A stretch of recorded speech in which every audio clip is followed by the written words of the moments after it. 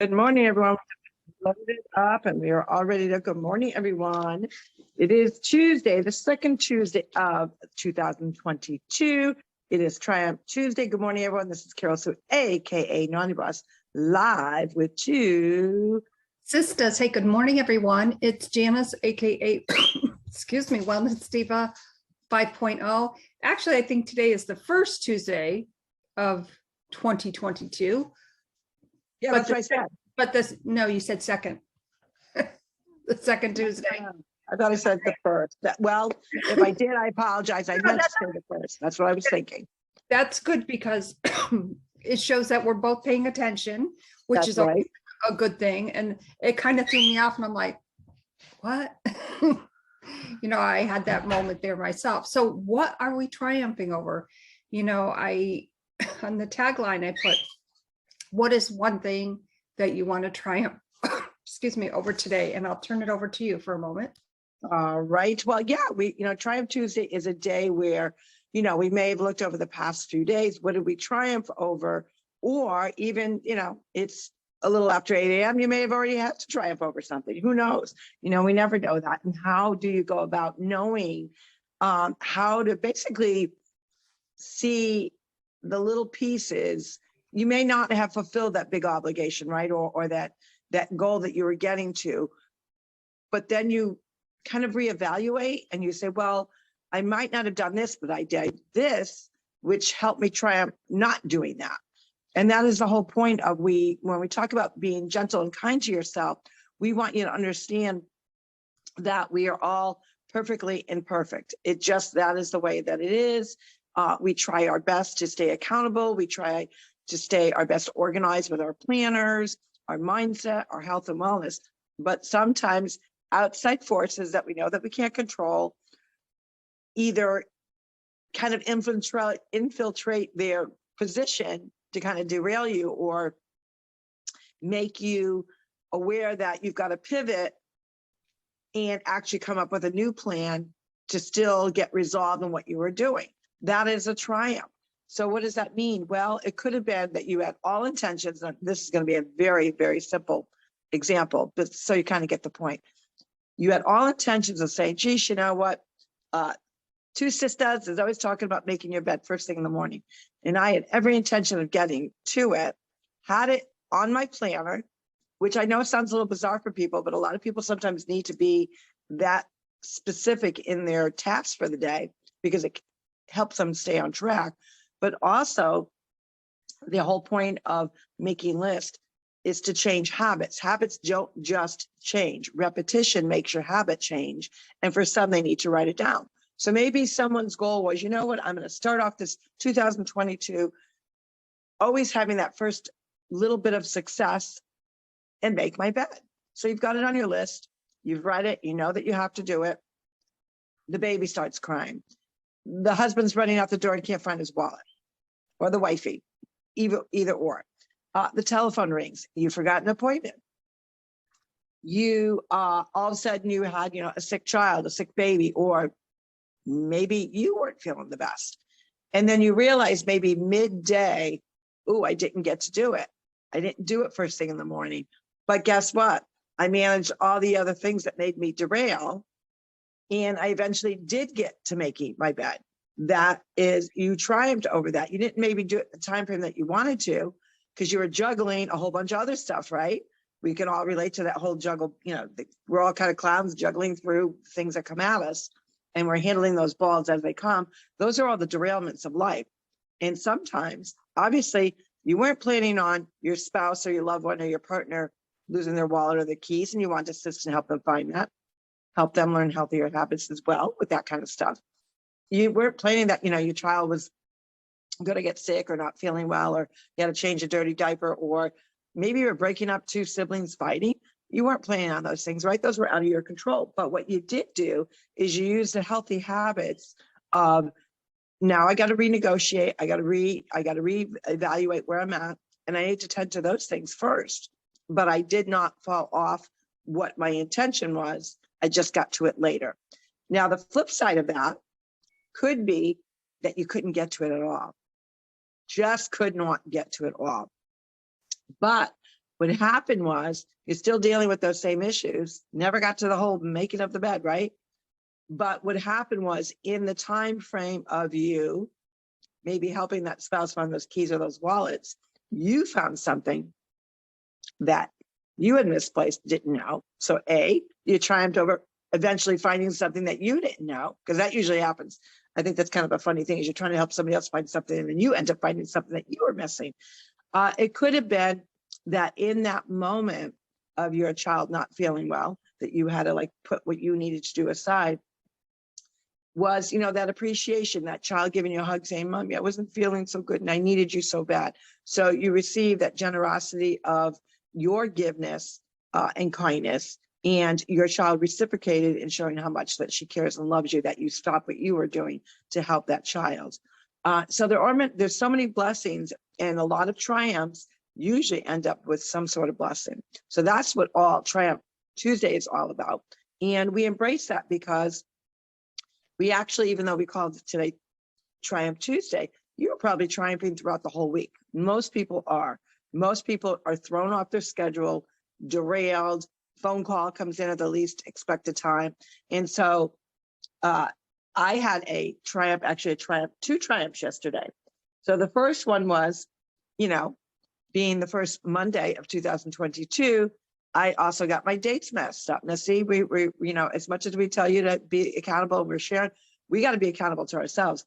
Looked at my calendar, but sometimes when you look at your calendar of your to-do list, or, you know, what appointments you got coming up, the dates don't click, especially when it's the first of the year.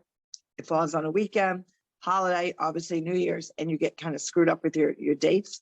So for whatever reason, I thought, you know, one day was one and it wasn't. And I was thinking that my appointments were further in the week, even though I just reviewed them that morning. And by the time that I reviewed them and realized that I had an 8:30 appointment and we were actually just ending our podcast, oops, I made a mistake. So I immediately called the doctor's office because I had an 8:30 appointment. At this point, it's about 8:40. And of course, you are the 23rd person in. Oh, boy. You, whoops. Go back, hold on a sec. See, this is what happens. You triumph over things. There we go. And we're good. See, that's what happens when a call comes in. I happened to be on my phone today because I had a internet issue. But anywho, so I look at that and I immediately call the doctor's office. I say, I am so sorry. I totally messed up, you know, my days. I was thinking tomorrow was Tuesday. You know, sometimes you just think that Monday is the holiday when it really isn't the holiday because you've had a holiday over the weekend. So you know, I think it was 22. I think that's what it said. The recording said 22 calls ahead of me, and you could put a callback number. So the secretary calls back, and she goes, and it was quite funny how I handled it, and this is where I triumphed over. Not so much missing the appointment, but because I did the correct thing. I called immediately, but of course there was 22 other people on hold ahead of me. So by the time they got back to me, it was probably about 5 of 9. And she said, well, I'm returning your call. Well, how can I help you? What's your date of birth? And she said, yeah, you were a no-show. So what was triumphing over say, well, I realized I was a no-show. However, I did call, you know, but I was the 22nd caller on hold. So I was not going to stay on hold, and your office provides a callback. So do I get credit because I did call? Does that, you know, because it's not like I physically didn't show. So what she wanted to tell me was, well, I have to let you know our policy. So our policy is that if you are a no-show 3 times in 6 months, which I've never been, I've been to this particular doctor now for probably about 7 months. If you are a no-show 3 times within a 6-month period, we're going to have to put you on a list. And that list is that you would have to make an appointment and come in the same day. And I'm like, well, that's kind of bizarre, but that doesn't really sound like a punishment to me. It actually sounds like a convenience. But okay, thanks for letting me know. And I rescheduled my appointment. So I triumphed over when I first heard that, I got a little indignant because I'm thinking, well, I physically was a no-show, but I realized I made a mistake and I immediately called. And I wasn't really fond of her customer service tone, but I, held my reserve. And then when she ever told me that, it turned that kind of feeling that I was feeling like I really wanted to lecture her into a giggle, because I thought, I don't really think that is a punishment. I kind of think of that's kind of convenient. Like you call up that day and, you get in, because so many times you got to wait forever. So I'm thinking that's not kind of a bad thing. I don't think. Maybe other people do. How about you, Jan? Well, that's kind of funny when you look at that. And obviously, with calling a doctor's office, there's always that hold time, of course, and 22 people or whatever ahead of you. You did make the attempt, like, oh my God, you realize they made a mistake. Let me correct it. Let me contact them. And no, I wouldn't see that as a mistake. Not at all. As far as, oh, you call, then you have to come in that day. Okay, sure. Get me in. Better for me. Thank you. The better. The sooner the better. So I don't have to put it on my to-do list for 3 months from now, 6 months from now, because we know how they're really having a difficult time with, getting appointments. I mean, and I think that's verbatim across the United States. I was listening to a couple different alerts that came in, and they were talking about getting, obviously tested. I think people are gone test crazy, by the way. When I hear that, and when I hear people talking about the lines of going in to get tested, and now they want to, all these teachers unions have infiltrated by thousands upon thousands of test kits, which to me, they're hoarding them, giving them to teachers. So, I think in my opinion, there's an ulterior motive for that. But I'm thinking, free up the nurses, free up the medical staff. Why all this? And these testers, I call them repeat offenders. They're constantly getting tested. And I just think if we just stop testing, especially with this particular variant, which let's just call it like it is, it's a basic cold is what it is, this last variant. And let's just stop testing, because do we test for the cold? We do test for the flu, not like to this extent, but, and how reliable are these tests?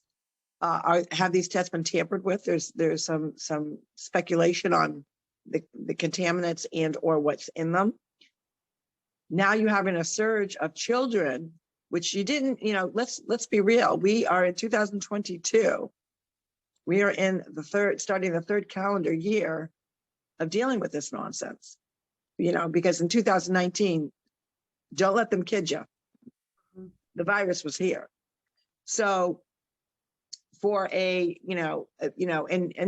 are some of the things that you have to triumph over when you're listening to people that are occupying the White House talking about, that they're going to beat this and, they're going to, eradicate it.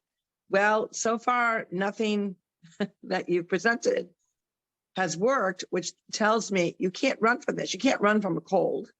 You can't run from the flu. If and stop testing. And the reason why I say stop testing, if you're sick, what happened to just stay home? Call in sick. Keep your child out of school.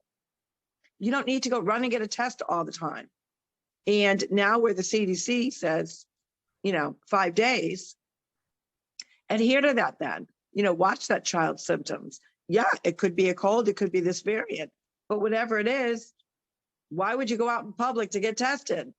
And then there's some controversy over these home test kits. So I'm just thinking, let's just stop the testing and let this thing run its course the way it's supposed to, because even those, actually, I know more people now that are vaccinated that are getting sick than I do of people that are not vaccinated. Now, I'm not saying that not vaccinated people are not getting sick, they are, but the ratio is so imbalanced right now.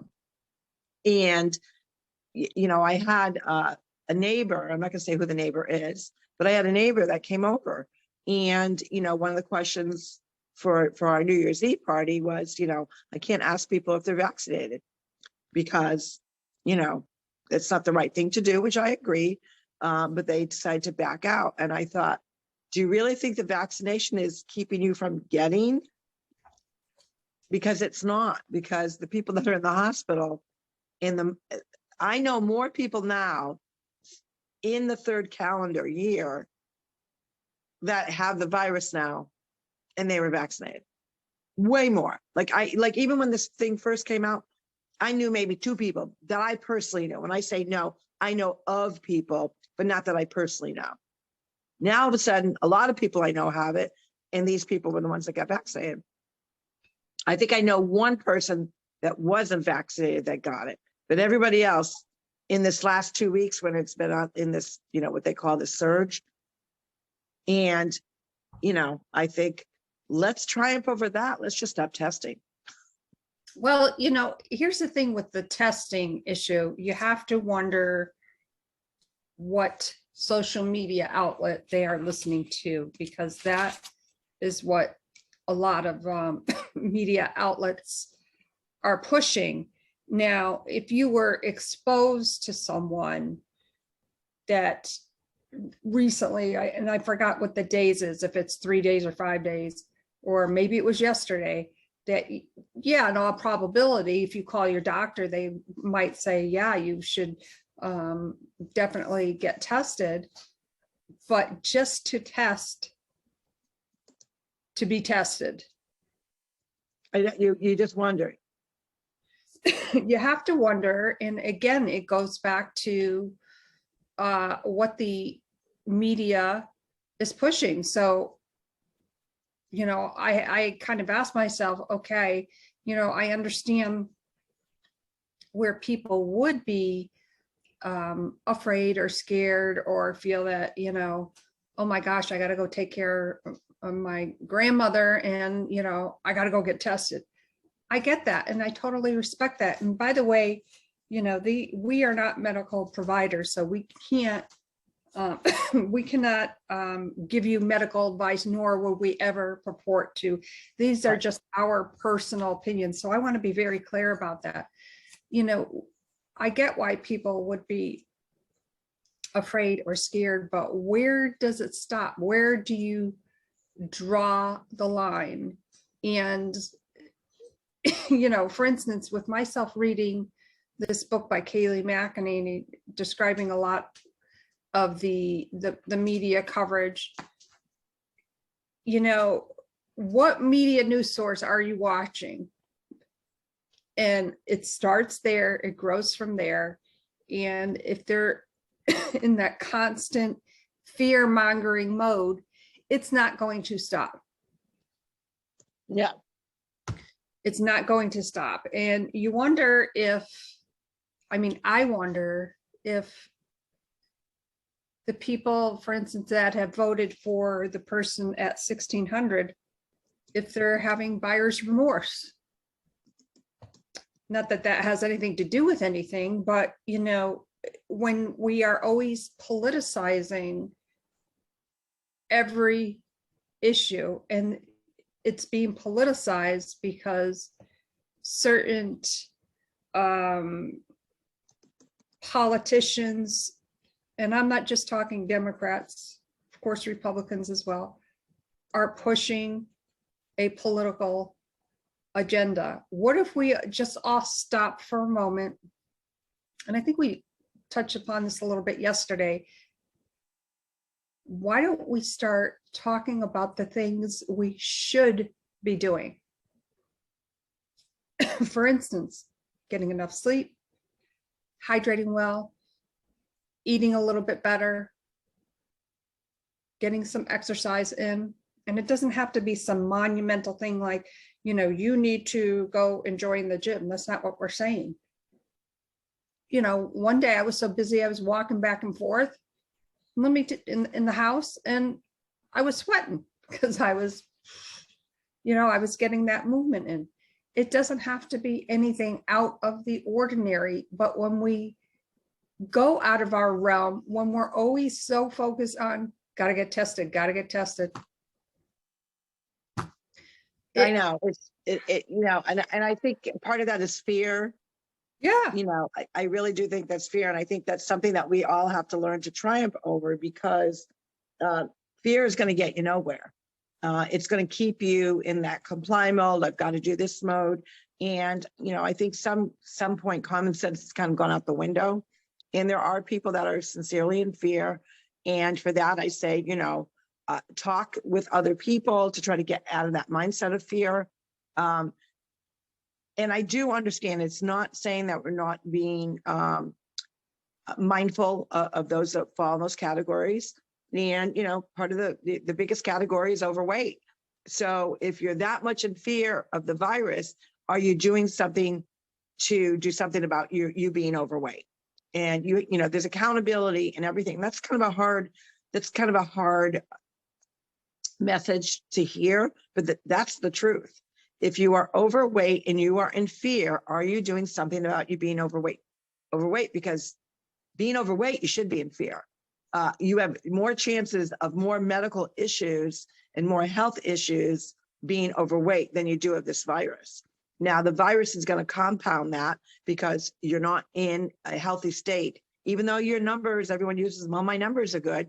The numbers don't tell everything, because the numbers all of a sudden are not going to be good when it's trying to fight this virus. So that quote excuse about, well, my numbers are good, you know, I don't really care whether your numbers are good. I know we know what overweight, obesity does to people, to their heart, to their liver, to all their organs, to their systems. And your body becomes in a very weakened state with the virus, and you need a healthy immune system to fight it off. So even though your numbers are good, like today, your blood pressure was good. Today, your cholesterol was good. Your blood pressure and cholesterol is not what's fighting. Well, part of your blood pressure definitely is fighting off the virus. So the point being that maybe your numbers are good on any given day, and that kudos, that's good. But that should not be, and to me, that's like, you know, oh, my numbers are good, so I don't have to deal with my weight. When somebody tells me that right now, that's going to be my comeback, and I don't care who they are, because I say it out of love. I say it out of concern. Your numbers are, so you, and kind of flip it back on them. So you're saying that your numbers are an excuse of why you don't deal with you being overweight. And that's, you know, most people will, oh, you can't say that. Well, you could say it if you say it in a manner of love and care, because that's the real health issue that's going on in our country is obesity. You know, I see more fast food companies opening up left and right. Who's putting them in business? And when you hear what fast food is made of, yuck. Well, I know that, and I've talked about this before, the realization my early 40s, when I had thrown my back out, 2 bad car accidents, back injury, whatnot. My back was always bothering me. It was terrible. And this one day I threw it out really bad and went to the doctors and, you know, prescribed some medicine. And he sat down with me, and I will never, ever forget this conversation. And this is the type of conversations that physicians need to be having with their patients. And he said, you know, he said, I wanted to talk to you about a few things before you left. And I've noticed that you have, you know, every time that you've come in, always your back problems, but you are steadily gaining weight at a very rapid pace. And I said, well, what do you mean? Obviously, I knew I was overweight, not realizing subconsciously, or not realizing consciously what I was doing, but subconsciously I knew down deep inside what was happening. And he said, you know, you're always going to have this injury, but the more weight you put on per poundage is going to be that much more pressure on that left hip joint. Your lower left back is where everything is kind of centralized. Right. And you know what? If you look at it, most people that are obese, that are overweight, have knee problems, you know, knee surgeries. Why is that? Like, that's not a coincidence. It's because of the load that you're carrying. And I don't understand why people are so quick to say, I'm healthy other than I'm overweight. Well, the Overweight is unhealthy. And Right. there's a disconnect there. I don't get it. there is a big disconnect, and I was obviously there, so I am, speaking true from experience. Right. This displacement of the synovial fluid within your joints, like you need that synovial fluid. So knowing, because what you went through, what would be your mindset? Because, insider information, right? What would be your mindset that you obviously, when you were overweight, that was years ago, so you weren't dealing with the virus, Right. but you still have some insight to that mindset. Why do you think most overweight people are responding that way? That they're not understanding that their body has to work harder to fight this off, harder than somebody that's not overweight. And why don't they address the issue, especially in this time now, because of this virus? Well, first of all, that is a great question. And I'm going to be brutally honest with my answer. And this is obviously coming from my perspective, and I want to be very clear about that. I'm not pinpointing. It is because we do not want to, when I was in, that state, we don't want to objectively look at ourselves and pick ourselves apart, because when we are in that blame game cycle, that doesn't include us. That has nothing to do with us, but it has everything to do with us. So with my physician at that time sitting down with me and saying, hey, you're like you're getting close to 280, like, come on now. And that was actually, I want to say a month or two before Tina and John's engagement party. Yes. Yep. So, I was almost pushing 280, and I'm like, what? Even though I knew that, my doctor sitting down with me and having a conversation and telling me in a nice way, listen, you got to stop gaining weight. Like, this is no good for you. I went home that night, and usually when I get home, I always had bags and bags of potato chips. Grab the bag of potatoes, start opening. Well, I ate a chip, and then I'm like, wait a minute. It was in that moment when I was putting the second chip in my mouth, where it clicked. And I said, wait a minute, I have an opportunity here. I'm in my early 40s. I'm pushing 280. I think I was 278. So yeah. Excuse me. And I had to make that decision. And I decided, okay, well, the first thing I'm not going to do, and I threw the bag of chips away. And I thought the first thing I am not going to do is to go on a diet. I'm going to go on a lifestyle wellness change.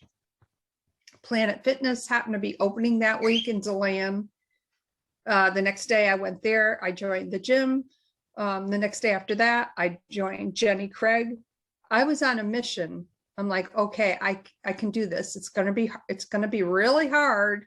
Right. And it was, but to go back to your specific question, when somebody is in that state, they don't want to look at everything happening around them. They don't want to accept responsibility for where they are, because it's easier to blame everything else. Yeah. Outside influences. And I want to say there are good excuses and there are invalid excuses. Right. I mean, obviously, there are people that do have medical reasons why they're putting on weight. Right. So that's not what I'm referring to. I'm referring to those that they kind of openly talk about their weight, in such a way that they back it up with, well, my doctor says my numbers are good, and it's not. I can't even say that it's been one or two people. It's been several people ironically, over the last month, that I've heard say that exact thing, that my numbers are good. And I thought to myself, so are you saying because your numbers are good, because I flipped the question around in my brain, not to them, and say, so what are you saying? Are you really saying that because your numbers are good, you accept that you're overweight? Or your numbers are good, so it's, my weight isn't the problem with the virus? I was trying to dig into their mind, because I'm thinking, why would you say, well, my numbers are good, so It's a pass.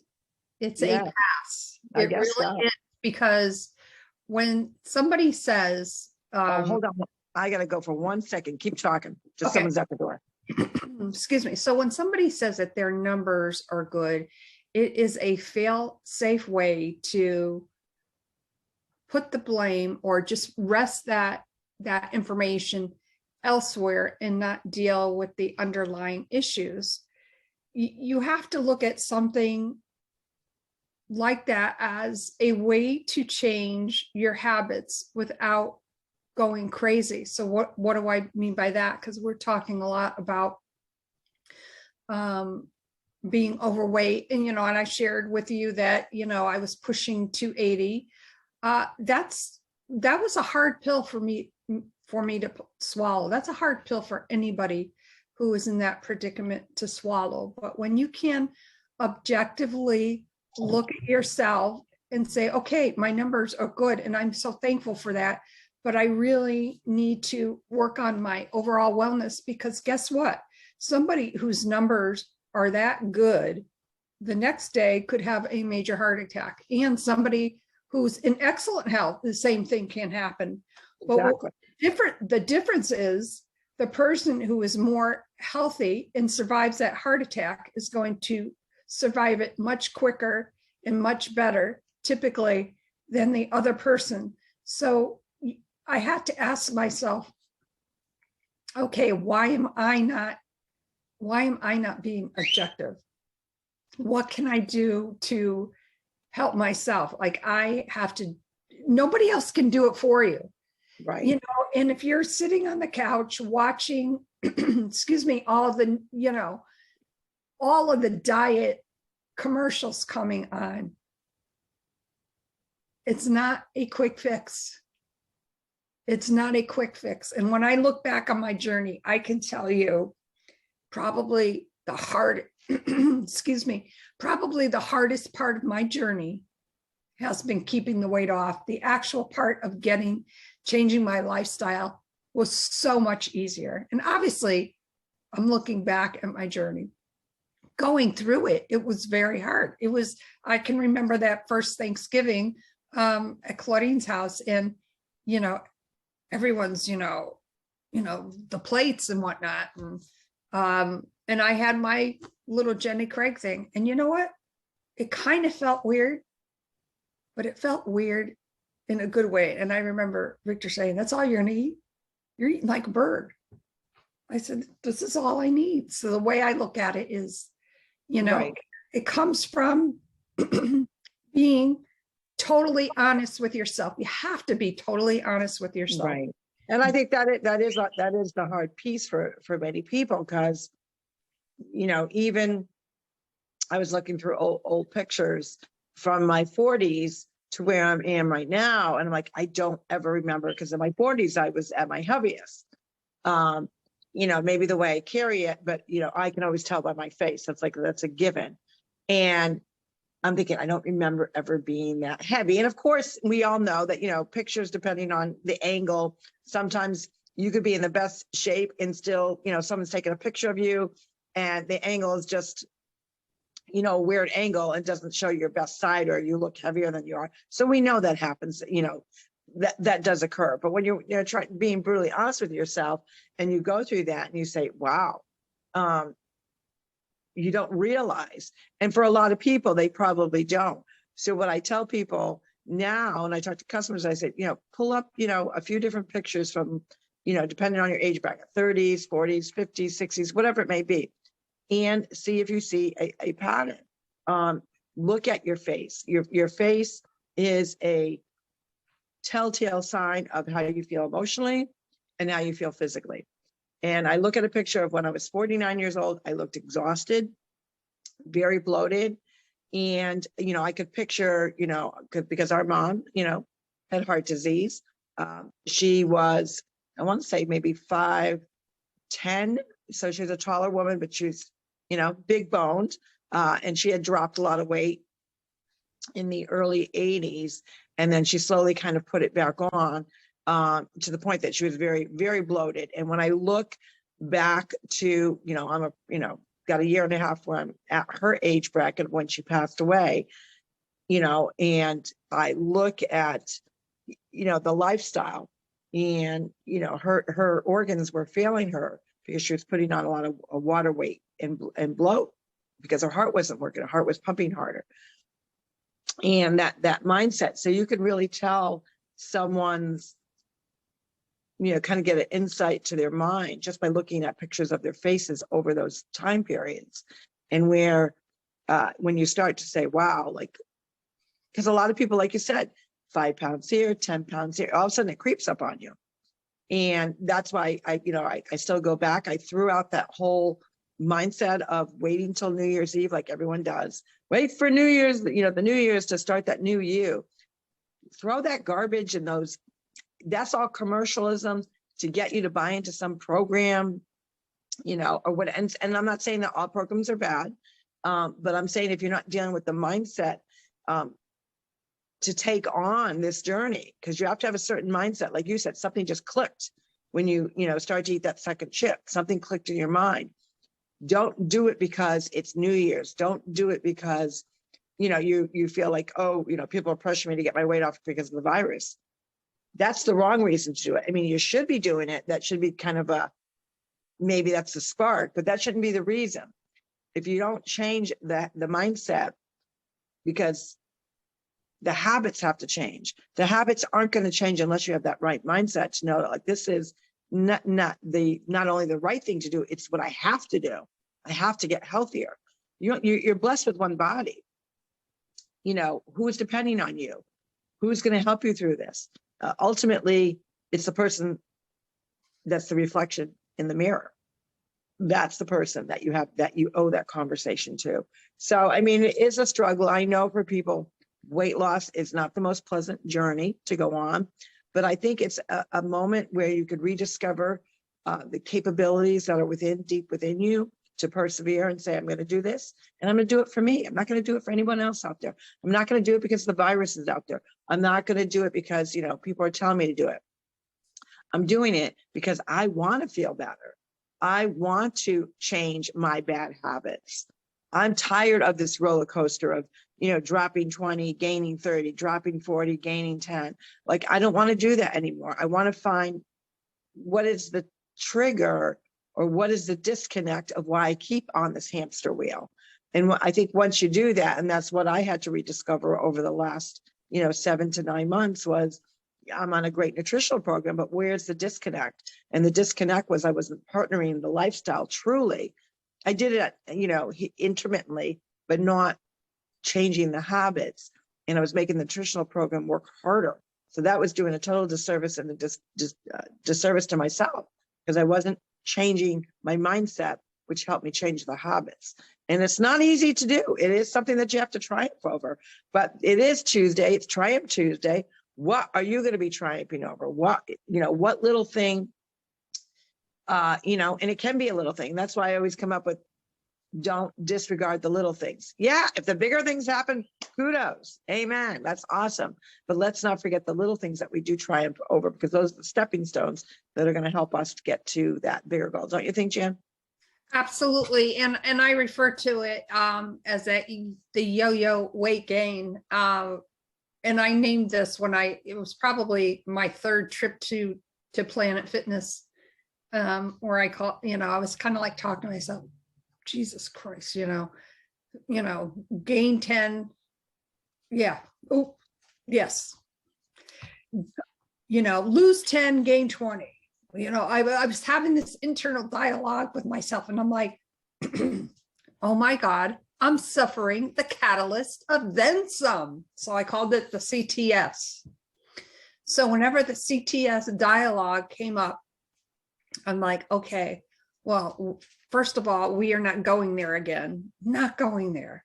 And, I realize that as I age, things are going to change, but, I'm going to move forward. So it's about having that internal dialogue, and whatever that the catalyst of then some is for you. It's time to start having that conversation. And I just want to add, if you need some assistance, you have a health coach and a mindset coach, and we are so excited to help you on your journey. And on that note, my name is Janis, aka Wellness Diva 5.0. Go to our website, www.twosistas.online. Leave us a voice message. Let us know, what's on your mind. Let us know if you need some help with your wellness journey. And think of it as this: your wellness journey is not a weight loss journey, but as a byproduct of a healthier lifestyle, getting your wellness intact. A byproduct of that is you will lose weight without going on a diet. Two sisters, back to Carol Sue. Yeah, and all good stuff, and I like that. Because when we hear the word diet, remember, diet, we all diet. It's just diet is eating. It's diet is consuming food and having meals. And you can have a good diet, or you can have a not so good diet. So why wouldn't you have a good diet that tastes good, still allows you to eat all food groups? And it's really about, just making sure that we're eating a plate that is colorful in many, many different colors, but it's not overflowing. It's not pile high. There's no reason for that. And with that, we hope that you triumph something over something today. And I know you will. Again, whether it's making that bed, whether it's, finally sitting down and saying, okay, let me map out, or let me reach out to that coach to see, what can I do to change up what I'm doing to change my habits? Because it's when you change your habits that the connection really connect, and the spark happens, the magic happens, because you actually look forward to the next day. Okay, what am I planning for my meals? What is my fitness going to look like today? And then you slowly start seeing the fruits of your labor, literally, and that sparks even more excitement. So it's really about just really changing those habits. But with that, this is Carol Sue, aka Naughty Boss, live, and the sun is starting to pop out over here. It was a little cloudy this morning in Bureau, but it's starting to come out. It's a little bit chillier here. John was saying this morning that, it's cold out. It's what did he say? It was 65. And I'm like, oh, whatever. I asked Google this morning, I said, what's the temperature in North Haven today? It's a balmy 17 degrees, but with the wind chill factor, it's 8. And I'm like, yay. Yeah. But before I forget, which I almost did, we will be on tomorrow at 9 a.m. We have an amazing guest for our first guest of 2022. Her name is Mary Jenkins. She is a veteran, author, inspirational speaker, and 2-time breast cancer survivor. I think she is flipping amazing, and we can't wait to introduce her to our audience. And that's at 9 a.m. tomorrow, correct? Yeah. Yeah. So everyone knows we'll be on a little bit later than normal. But we were very flexible with our time, with our guests, and with our own things that we got going on. So we love that. But anyways, you have a good Triumph Tuesday. What are you going to triumph over? Let us know. Leave us a message on our website, like Jen said. And we wish you a great Triumph Tuesday. We will see you tomorrow for Wellness Wednesday. This is Carol, so aka Naughty Boss, live with Two Sistas, Wellness Diva 5.0, Janis, Janis. Have a great day, everyone. Bye. Bye-bye.